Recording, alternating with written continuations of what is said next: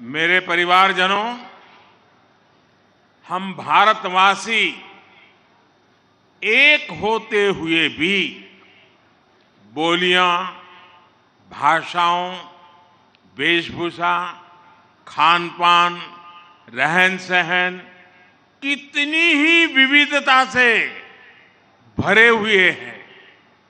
भारत की ये विविधता उस आध्यात्मिक चेतना में रची बसी है जिसके लिए तमिल में कहा गया है, निरेलाम गंगे निलमेल्लाम काशी। ये वाक्य महान पांड्य राजा पराक्रम पांड्यन का है। इसका अर्थ है हर जल गंगा जल है, भारत का हर भूभाग काशी है।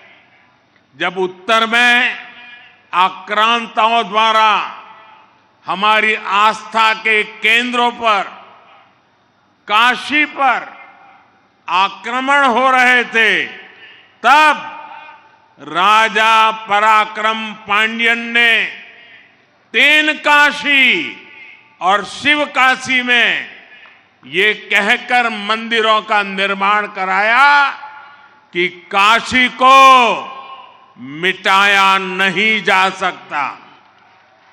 आप दुनिया की कोई भी सभ्यता देख लीजिए, विविधता में आत्मीयता का ऐसा सहज और श्रेष्ठ स्वरूप आपको शायद ही कहीं मिलेगा। अभी हाल ही में G20 समिट के दौरान भी दुनिया भारत की इस विविधता को देखकर चकित थी। मेरे परिवारजनों, दुनिया के दूसरे देशों में राष्ट्र एक राजनीतिक परिभाषा रही है, लेकिन भारत एक राष्ट्र के तौर पर आध्यात्मिक आस्थाओं से बड़ा है। भारत को एक बनाया है आदि शंकराचार्य और रामानुजाचार्य जैसे संतों ने, जिन्होंने अपनी यात्राओं से भारत की राष्ट्रीय चेतना को जागृत किया।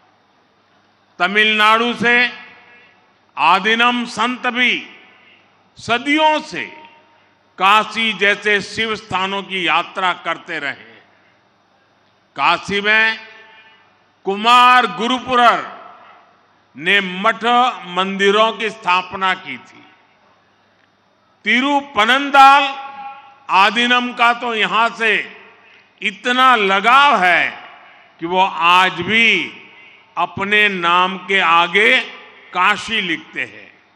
इसी तरह तमिल आध्यात्मिक साहित्य में पाडल पेट्रथलम के बारे में लिखा है कि उनके दर्शन करने वाला व्यक्ति केदार या तिरुकेदारम से तिरुनेलवेली तक भ्रमण कर लेता है। इन यात्राओं और तीर्थ यात्राओं के जरिए भारत हजारों वर्षों से एक राष्ट्र के रूप में अडिग रहा है, अमर रहा है।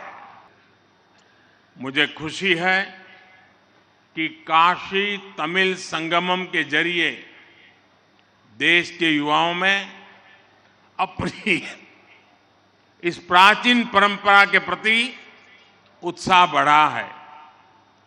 तमिलनाडु से बड़ी संख्या में लोग, वहां के युवा काशी आ रहे हैं। यहां से प्रयाग, अयोध्या और दूसरे तीर्थों में भी जा रहे हैं। मुझे बताया गया है कि काशी तमिल संगमम में आने वाले लोगों को अयोध्या दर्शन की भी विशेष व्यवस्था की गई है। महादेव के साथ ही रामेश्वरम की स्थापना करने वाले भगवान राम के दर्शन का सौभाग्य अद्भुत है।